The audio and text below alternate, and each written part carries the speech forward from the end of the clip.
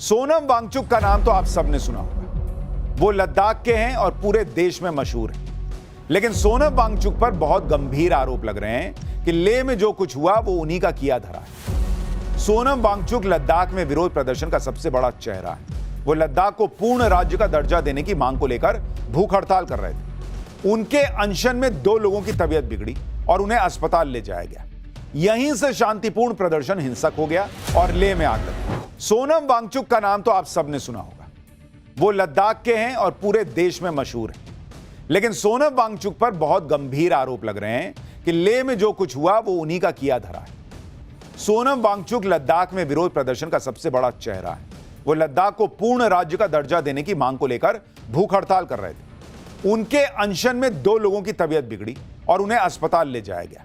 यहीं से शांतिपूर्ण प्रदर्शन हिंसक हो गया और लेह में आग लगी। इस हिंसा के बाद सोनम वांगचुक ने अपना अनशन रद्द कर दिया, लेकिन गृह मंत्रालय ने सीधा नाम उन्हीं का लिया कि वांगचुक की वजह से लेह में बवाल हुआ। सोनम वांगचुक पर ताबड़तोड़ एक्शन भी शुरू हो गए, लेकिन वांगचुक ने लेह हिंसा को लेकर यह कहा कि यह युवा पीढ़ी की भड़ास है, एक तरह का जेनजी आंदोलन है। लेह में हिंसा के बाद सोनम वांगचुक सफाई दे रहे हैं। वांगचुक इस हिंसा को युवाओं की भड़ास बता रहे हैं, लेकिन गृह मंत्रालय ने लेह हिंसा को लेकर वांगचुक पर जो आरोप लगाए हैं उसके मुताबिक सोनम वांगचुक के भड़काऊ बयानों से हिंसा भड़की। हिंसा जब भड़क गई तो वांगचुक स्थिति संभालने की कोशिश करने की जगह पर अपनी भूख हड़ताल तोड़कर एक एम्बुलेंस में बैठे और अपने गांव निकल लिए। यानी अगर सोनम वांगचुक चाहते तो भीड़ को कंट्रोल कर सकते थे, यह आरोप लग रहा है। और सोनम वांगचुक खुद कह रहे हैं कि भाई ये उनके इस आंदोलन को पूरे लेह का समर्थन था, लद्दाख का समर्थन था। तो अगर सोनम वांगचुक इतने बड़े लीडर हैं तो उनको उस भीड़ को कंट्रोल भी करना चाहिए था जो बेकाबू हो रही थी। और सोनम वांगचुक पर इस वक्त एक बड़ी खबर भी आ रही है। लेह हिंसा मामले में लद्दाख पुलिस का एक्शन होने की खबर आ रही है। सोनम वांगचुक पर एफआईआर दर्ज हो गई है। लद्दाख पुलिस ने लेह हिंसा पर एफआईआर दर्ज की है और एफआईआर में एक आरोपी सोनम वांगचुक को भी बनाया गया है। यानी सोनम वांगचुक की मुश्किल बढ़ रही है। पहले गृह मंत्रालय की रिपोर्ट में उनको इस हिंसा का कारण बताया गया और अब बड़ी खबर आ रही है कि जो एफआईआर हुई है उसमें सोनम वांगचुक को भी एक आरोपी बनाया गया है। उस एफआईआर में लेह हिंसा पर एफआईआर जो दर्ज हुई उसमें सोनम वांगचुक का नाम भी शामिल है। लेकिन लेह हिंसा पर एक बयान जारी करते हुए गृह मंत्रालय ने क्या बताया था आपको वो भी बताता हूं। सोनम वांगचुक ने 10 सितंबर को भूख हड़ताल शुरू की, जबकि यह बात सबको पता थी कि भारत सरकार सक्रिय तौर से एपेक्स बॉडी लेह और करगिल डेमोक्रेटिक अलायंस के साथ बातचीत कर रही। गृह मंत्रालय ने कहा कि जिन मांगों को लेकर वांगचुक भूख हड़ताल पर थे वो मुद्दे उस बातचीत में शामिल थे। कई नेताओं ने वांगचुक से भूख हड़ताल खत्म करने को कहा था, लेकिन वांगचुक ने ऐसा नहीं किया। वांगचुक ने अरब स्प्रिंग शैली के विरोध प्रदर्शनों और नेपाल में जिंसी के विरोध प्रदर्शनों का भड़काऊ उल्लेख करके लोगों को गुमराह किया। 24 सितंबर को लगभग 11:30 बजे वांगचुक के भड़काऊ भाषणों से उकसाई गई भीड़ भूख हड़ताल स्थल से निकली और हिंसा करने लगी। यह गृह मंत्रालय की रिपोर्ट में कहा गया है। यानी गृह मंत्रालय बिना किसी इफ एंड बट के साफ साफ कह रहा है कि सोनम वांगचुक ने हिंसा भड़काई और इसलिए अब यह कहा जा रहा है कि किसी भी वक्त वांगचुक की गिरफ्तारी हो सकती है। लेकिन एक सवाल तो गृह मंत्रालय से भी होगा कि अगर सोनम वांगचुक ये सब कर रहे थे, समझाने पर नहीं समझ रहे थे, उनका अपना इंटेलिजेंस क्या कर रहा था? उनको नहीं समझ में आ रहा था कि ऐसी भीड़ जो है, ऐसा जेनजी जो है, ऐसे आंदोलन या ऐसे हिंसा की तैयारियां चल रही हैं? उसको लेके भी तो सवाल खड़े होंगे। सोनम वांगचुक पर समय रहते यह कार्रवाई क्यों नहीं कर दी गई? लेकिन लेह हिंसा को लेकर सोनम वांगचुक यह कहकर अपना पल्ला झाड़ रहे हैं कि युवाओं की भीड़ गुस्से में आ गई, इसमें उनका कोई लेना देना नहीं। लेकिन अब सोनम वांगचुक के पुराने बयान भी निकल रहे हैं, जिसमें उन्होंने अपने प्रदर्शन के दौरान कभी नेपाल तो कभी बांग्लादेश की बात की थी। आरोप है कि इस तरह के प्रोटेस्ट जिन्होंने दूसरे देशों में तख्ता पलट कर दिया, उनकी बात करके सोनम वांगचुक ने लद्दाख को नेपाल बांग्लादेश बनाने की साजिश की थी। क्या आप सोनम वांगचुक के वो पुराने बयान देखिए जो वायरल हो रहे हैं। दावा है कि 10 सितंबर 2025 को ही सोनम वांगचुक ने कहा कि बांग्लादेश, नेपाल, श्रीलंका की तरह लद्दाख में भी आम जनता बदलाव लाएगी। उनके कुछ वीडियो वायरल करके यह आरोप लगाया जा रहा है कि सोनम वांगचुक ने प्रदर्शनकारियों को नकाब पहनकर हिंसा करने के लिए उकसाया। आरोप है कि सोनम वांगचुक कश्मीर स्टाइल में लद्दाख में जनमत संग्रह कराने की भी मांग कर चुके हैं। सोनम वांगचुक उस कांग्रेस पार्षद का भी बचाव कर रहे हैं जिस पर हिंसा भड़काने के आरोप में एफआईआर।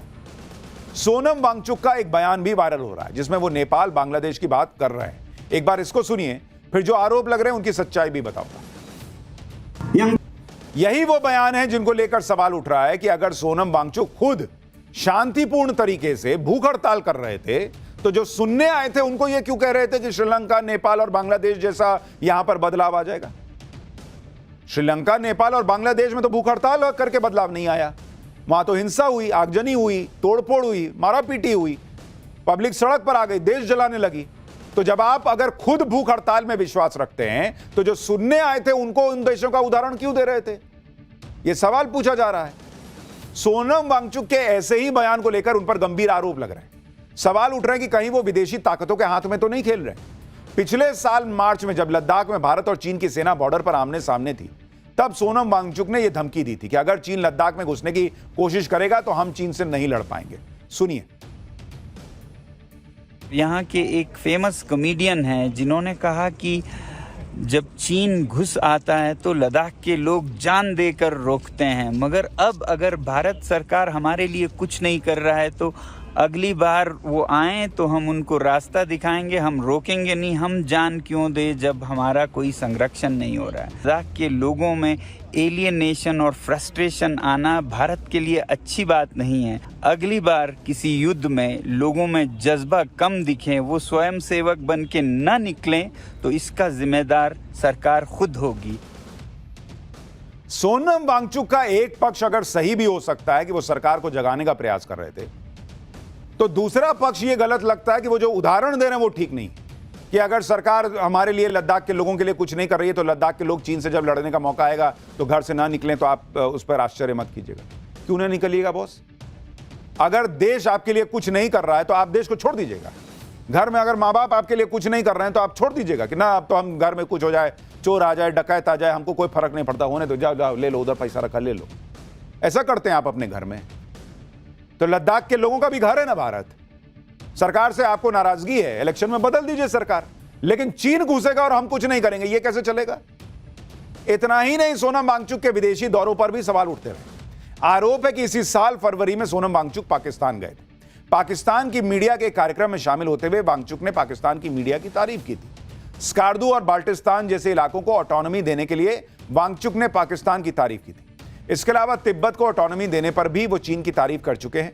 सोनम वांगचुक की एक और फोटो भी वायरल हो रही है जिसमें वो भारत विरोधी माने जाने वाले बांग्लादेश के मोहम्मद यूनुस के साथ दिख रहे हैं। इस पर सोशल मीडिया पर लोग सवाल उठा रहे हैं कि क्या सोनम वांगचुक की चीन, पाकिस्तान, बांग्लादेश से नजदीकी। हालांकि ये फोटो कब की है ये तो अभी पता नहीं। और मोहम्मद यूनुस तो कोई आज ना बने भाई बांग्लादेश के केयरटेकर पीएम, उसके पहले किसी के साथ फोटो खिंचा लेंगे तो उसकी कोई सेटिंग गेटिंग है। सोनम वांगचुक पर जो गंभीर आरोप लगे हैं उनमें एक आरोप यह भी लग रहा है विदेशी फंडिंग को लेकर। सोनम वांगचुक से जुड़ी जो संस्थाएं, उसमें कई वित्तीय गड़बड़ियों के भी आरोप लग रहे हैं। सोनम वांगचुक HIAL यानी हिमालयन इंस्टीट्यूट ऑफ ऑल्टरनेटिव्स नाम की संस्था के फाउंडर हैं। साल 2023-24 में इस संस्था को 6 करोड़ की डोनेशन मिली और अगले ही साल ये डोनेशन 15 करोड़ हो गई। आरोप लग रहा है कि HIAL के 7 बैंक खाते हैं जिनमें से 4 अघोषित हैं। आरोप है कि इस संस्था के पास विदेश से करीब 1.5 करोड़ रुपए आए, लेकिन इस संस्था के पास FCRA का पंजीकरण नहीं है जो विदेश से पैसा मंगवाने के लिए जरूरी होता है। एक और कंपनी है जिसका नाम शेश्योन इनोवेशंस प्राइवेट लिमिटेड है। इसके डायरेक्टर वांगचुक और उनकी पत्नी है। आरोप है कि HIAL से करीब 6 करोड़ रुपए का ट्रांजैक्शन वांगचुक ने अपनी निजी कंपनी में कर लिया। शेश्योन इनोवेशंस प्राइवेट लिमिटेड के भी 3 बैंक खाते हैं जिसमें से 2 अघोषित हैं। उनसे जुड़ी हुई एक और संस्था है सेकमॉल यानी students educational and cultural movement of Ladakh. इस संस्था के पास 9 बैंक खाते हैं जिसमें से 6 अघोषित हैं। सोनम वांगचुक के अपने 9 बैंक खाते हैं जिसमें से 8 अघोषित है, यह भी आरोप लगा। आरोप है कि इन अघोषित बैंक खातों में विदेशों से बड़ी रकम डाली गई। अब इन आरोपों को लेकर सवाल उठ रहे हैं कि क्या सोनम वांगचुक को हिंसा भड़काने के लिए विदेश से पैसा भेजा गया था? क्या सोनम वांगचुक के पीछे कोई विदेशी ताकतें हैं जो भारत को नुकसान पहुंचाना चाहती हैं? लेकिन फिर उल्टा सवाल सरकारी एजेंसियों से भी है कि कल हिंसा न भड़कती तो आप क्या करते? यह सब जानकारी अब तक कहां थी? 2 महीने पहले से अगर CBI जांच कर रही थी तो पहले ही ये सब FIR वगैरह करके आपको एक्शन लेना चाहिए था। हिंसा भड़की तब आपको FCRA का लाइसेंस रद्द करना याद आ रहा है। सोनम वांगचुक से जुड़ी संस्थाओं की फंडिंग पर सवाल उठ रहा है। सोनम वांगचुक के खिलाफ अब एक्शन तेज हो गया है। सरकार ने सोनम वांगचुक की संस्था सेकमॉल का एफसीआरए लाइसेंस कैंसिल कर दिया। यह एक्शन उन आरोपों को देखते हुए लिया गया जिसमें वांगचुक की संस्था के बैंक खातों में वित्तीय अनियमितता देखी गई। स्वीडन से फंड ट्रांसफर हुए हैं, जिसे लेकर सरकार का यह मानना है कि यह राष्ट्रहित के खिलाफ है। आरोप है कि स्वीडन से 4,93,000 रुपए की डोनेशन आई। यह डोनेशन इसलिए दी गई ताकि युवाओं को माइग्रेशन, क्लाइमेट चेंज जैसे मुद्दों पर जागरूक किया जा सके। इसके अलावा फूड सिक्योरिटी और संप्रभुता जैसे मुद्दों पर भी जागरूक किया जा सके। इसी को लेकर गृह मंत्रालय ने आपत्ति जताई कि संप्रभुता जैसे मुद्दों पर विदेशों से फंड लेकर वर्कशॉप लगाना राष्ट्रहित के खिलाफ है। इससे पहले गृह मंत्रालय ने एक्टिविस्ट सोनम वांगचुक की संस्था सेकमॉल को लेकर एक शो कॉज नोटिस भी भेजा था, जिसमें वित्तीय गड़बड़ी पर जवाब मांगा गया था। आरोप है कि वित्त वर्ष 2021-22 में वांगचुक ने सेकमॉल के एफसीआरए अकाउंट में 3.5 लाख रुपए जमा किए थे, जो एफसीआरए एक्ट के सेक्शन 17 का उल्लंघन है। इसके अलावा वांगचुक की एक और संस्था के खिलाफ भी सीबीआई की जांच चल रही है। वांगचुक की संस्था HIAL पर फॉरेन कंट्रीब्यूशन रेगुलेशन एक्ट के उल्लंघन का आरोप है। अगस्त में HIAL का जमीन आवंटन रद्द कर दिया गया था। लद्दाख प्रशासन ने दावा किया था कि जमीन का उपयोग आवंटन उद्देश्यों के लिए नहीं हुआ। सोनम वांगचुक पर ताबड़तोड़ एक्शन के बीच अब यह कहा जा रहा है कि सोनम वांगचुक की गिरफ्तारी जल्द हो सकती है, लेकिन सोनम वांगचुक का दावा है कि उनकी गिरफ्तारी से हालात और बिगड़ जाएंगे। वो कह रहे हैं कि हिंसा के लिए उन्हें बलि का बकरा बनाया जा रहा है। सोनम वांगचुक ने कहा कि उन्हें पब्लिक सेफ्टी एक्ट में 2 साल के लिए जेल में डालने की तैयारी चल रही है। हालांकि सोनम वांगचुक पर उठे सवालों के बीच उनके कुछ ऐसे वीडियो भी वायरल हो रहे हैं जिनका कल की हिंसा से कोई लेना देना नहीं। ऐसा ही एक वीडियो यह कहकर फैलाया जा रहा है कि सोनम वांगचुक प्रदर्शनकारियों को भड़काने के लिए चेहरा ढककर प्रदर्शन करने के लिए कह रहे हैं। इस वीडियो में सोनम वांगचुक मास्क पहनकर यह दिखा रहे हैं कि भाई ये मास्क कैसे पहनना, और इसी आधार पर यह दावा कर दिया गया कि हिंसक प्रदर्शन करने के तरीके बता रहे हैं। लेकिन इस वीडियो की सच्चाई कुछ और ही निकली। यह वीडियो कोविड के दौरान का है, जिसमें मास्क पहनकर प्रोटेस्ट करने के बारे में तब के बारे में बताया गया है। लेकिन ऐसे वीडियो को ले हिंसा के ठीक पहले का वीडियो बताकर वायरल किया जा रहा है। यह कहा जा रहा है कि वो तो मास्क पहन के प्रदर्शन करना सिखा रहे हैं। लेकिन यह वीडियो कोविड का वक्त का है कि भाई उस वक्त अगर कुछ चल रहा था तो भाई उसमें मास्क पहन के प्रदर्शन कर रहा है। For more of such videos, do like, share and subscribe to ET Now Swadesh.